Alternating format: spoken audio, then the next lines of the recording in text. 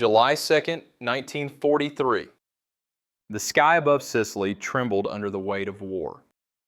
A lone P-40 Warhawk dropped through the sunlight like a blade, its guns tearing open the fuselage of a German WW2. Below, the fields near Castelvetrano rippled under the spiraling shadow of a dying aircraft. And for a brief, suspended moment, the world witnessed something it was never meant to see, at least not according to the doctrines of Nazi Germany or the prejudices of the United States. The man behind the trigger was First Lieutenant Charles B. Hall, a young black pilot whose very presence in a fighter cockpit defied decades of American military assumptions. Yet here he was, carving a burning arc across the Mediterranean sky, forcing two nations to confront a truth they had refused to believe. What happens when the people a society dismisses as incapable rise higher than anyone expected, literally and figuratively? What does it mean when a single moment in the air begins to unravel entire systems of belief on the ground? This is not just the story of an aerial victory. It is the opening chord of a symphony that would echo across Europe, across America, and across history itself. Long before the Red Tails carved their legend into the skies of Europe, their story began in a country that doubted them long before the enemy ever did. In the decades after World War I, the U.S. Army War College's 1925 report cast a long, chilling shadow over every black serviceman who dared to dream of flight. It declared black Americans inferior in mentality, lacking the intelligence for technical duties and the courage for combat leadership. These weren't fringe mutterings. They were official doctrine, baked into military culture, shaping policy, opportunity, and expectation. Yet across the nation, a quiet defiance had already begun. Eugene Bullard had crossed an ocean to fly for France in World War I when his own country refused him. Bessie Coleman traveled to Europe to earn the license no American school would grant her. At the Coffey School of Aeronautics in Chicago, black instructors trained pilots with the same precision found in any elite civilian program. Every flight they completed was a rebuke to the assumptions written into that 1925 report. As storms gathered over Europe in the late 1930s, the contradiction between American ideals and American segregation became impossible to ignore.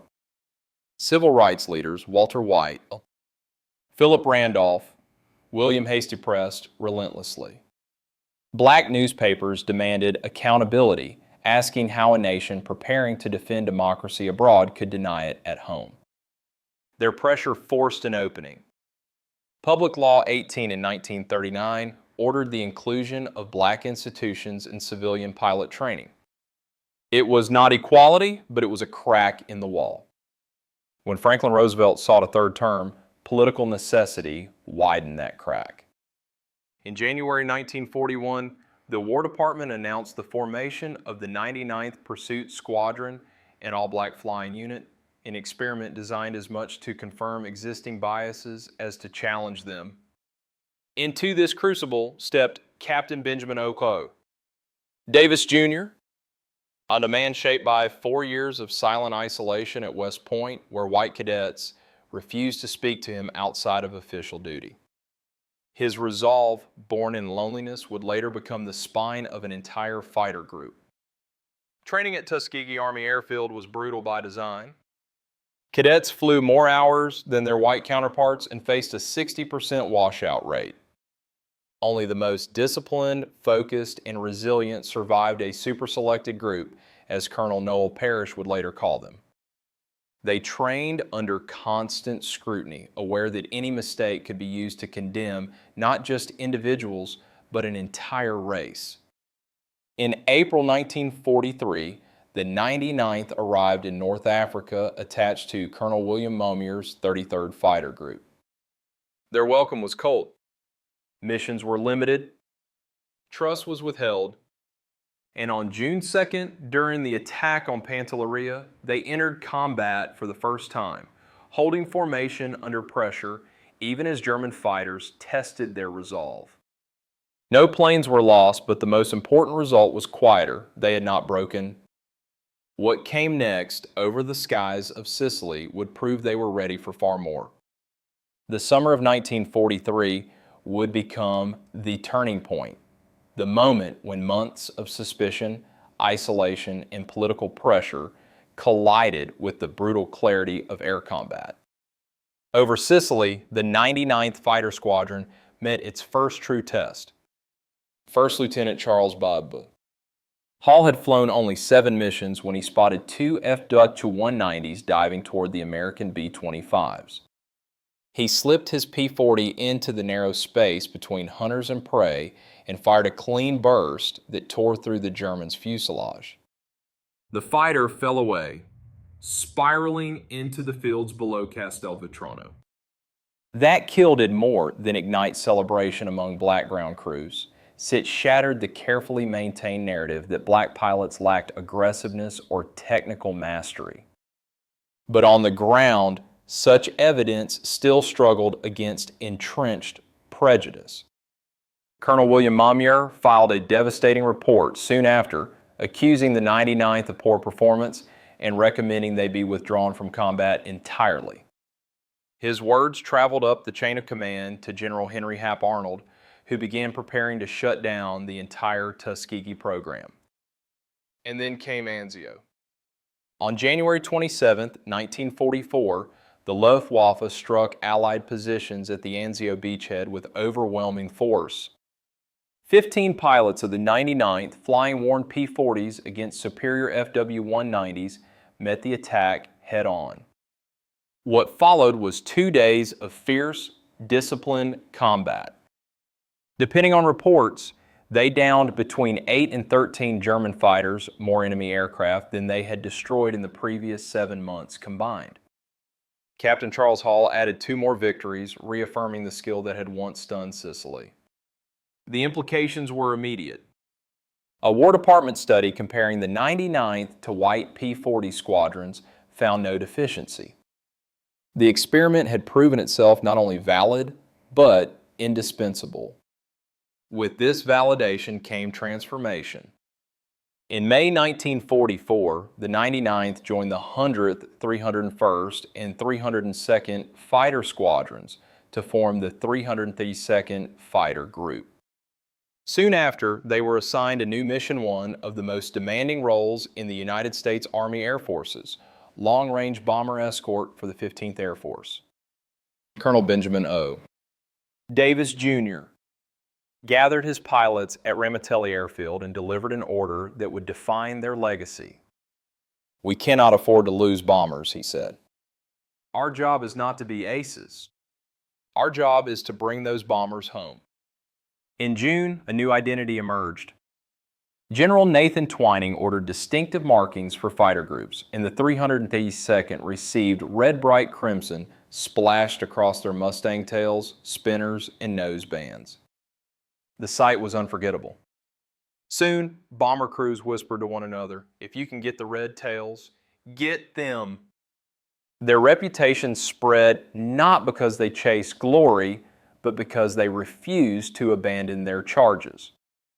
While other units broke formation to pursue easy kills, the red tails held the line. Formation discipline became their weapon. Loyalty to the bombers became their creed. The stage was set for a confrontation deeper inside Germany, one that would push them beyond reputation and into legend. By the summer of 1944, the Red Tails had developed a reputation for precision and discipline, but war rarely allows reputations to stand untested. On July 18th, over the heart of Bavaria, the 332nd faced one of the most punishing trials of their entire campaign, the Memmingen raid. Colonel Davis led 66 P-51 Mustangs into German airspace, expecting to rendezvous with the bomber stream. But the bombers were late, and time drifted away in the stillness of enemy territory. When the B-17s finally appeared, they brought a storm with them, nearly 100 German fighters diving from every direction. In those 20 minutes of violent, spiraling combat, the Red Tails fought to hold a line that had already been pierced. They claimed 11 to 12 kills, but the Luftwaffe's attack was overwhelming. 15 B-17s were lost flaming wreckage scattered across fields and forests. 3 pilots of the 332nd were killed, Lieutenants Robert Hutton, Wellington Irving, and Alfred Brown. Critics pounced on the losses, eager to reduce the Red Tails to a failed experiment, but the operational analysis told a different story. The 332nd had flown into an impossible situation and prevented it from becoming a catastrophe. They had met chaos with discipline. Yet the war had one more crucible for them Berlin. On March 24, 1945, the Red Tails were assigned a mission of brutal scope, escorting heavy bombers on a 1,600-mile round trip to strike the Daimler-Benz tank works near Berlin. Intelligence reports warned that the world's first operational jet fighter, the Messerschmitt Me-262, would defend the capital. With a top speed far beyond any propeller-driven aircraft, it represented the final technological gamble of a collapsing Reich. As the bombers neared Berlin, silver streaks cut through the sky, the largest concentration of Me-262s ever launched in a single interception. Lieutenant Roscoe Brown had studied their weaknesses, climb angles, blind spots, acceleration curves. Instead of chasing the jets directly, he angled his Mustang into the path of their turn, catching one in a sliver of vulnerability. His burst was measured, deliberate. Within seconds, the pilot bailed out a dark figure falling against a pale sky. 2 more jets fell that day to Earl Lane and Charles Brantley. 3 Me-262s in one mission, more than most American groups destroyed in the entire war. For this, the 332nd earned a Distinguished Unit Citation. But triumph in the air could not soften the truths waiting on the ground. 32 Red Tails became prisoners of war. Among them was Lieutenant Alexander Jefferson, shot down while strafing radar sites in southern France. At Stalag Luft 3, he found himself treated as an equal among white American POWs, an irony that haunted him. Here I was in a Nazi prison camp, he recalled, being treated more equally than I would be back home. When he finally returned to the United States, he was immediately segregated at the disembarkation point. The cost of the Red Tail service was written in more than statistics, but the numbers remain stark. 66 killed in action, 32 captured, 84 more lost in training accidents. These were not abstractions. They were lives cut short, stories unfinished, futures surrendered to the weight of a war fought on 2 fronts. And yet, their sacrifice only sharpened the truth the world could no longer ignore. Across the shattered skies of Europe, the Red Tails' combat record became impossible to dismiss. Internationally, even Germany, bound by its own racial dogma, could not ignore what it witnessed. Luftwaffe intelligence briefings began referring to the red-tailed Mustangs with a begrudging clarity. Schwarzer Vogelmenschen, the Black Birdmen. It was an acknowledgement born not of admiration, but of necessity. In the cockpit, ideology offered no protection. Skill did. To Allied bomber crews, the perspective was far simpler. They cared nothing for the color of a pilot's skin, only for the color of the tail guarding their flank. Stories spread through the 15th Air Force of tight red tail formations, of Mustangs that never abandoned a damaged bomber, of wings that dipped in a silent greeting before settling into a protective arc. These weren't myths. Air Force historian Dr. Daniel Hallman later confirmed the numbers. 27 bombers lost under 332nd Escort compared to the 46 plane average for other P-51 groups. In the arithmetic of war, that difference was measured in lives saved. Back home, the reaction was more fractured. Black newspapers carried the red tails on their front pages symbols of the Double 5 campaign. victory against fascism abroad and victory against racism at home. But mainstream white publications often omitted their achievements or buried them beneath other headlines. The War Department itself rarely highlighted their success, unwilling to confront the contradictions it exposed. Yet politics could not resist facts forever. The Red Tails' flawless discipline and strategic effectiveness became part of a broader conversation about the future of the U. Military. In 1948, President Harry Truman issued Executive Order 9981 integrating the armed forces. The Tuskegee Airmen were not the sole reason for this seismic shift, but they were a decisive one. Their combat record demolished every argument that segregationists had leaned on for decades. As the world transitioned from war to uneasy peace, the Red Tails left more than a military legacy. They altered diplomatic perception, reshaped internal policy debates, and forced the United States to confront the hypocrisy between its stated democratic ideals and its domestic realities. They proved that excellence, when witnessed repeatedly and undeniably, becomes its own political force. The world had seen the Red Tails. Now America had to reckon with what they meant.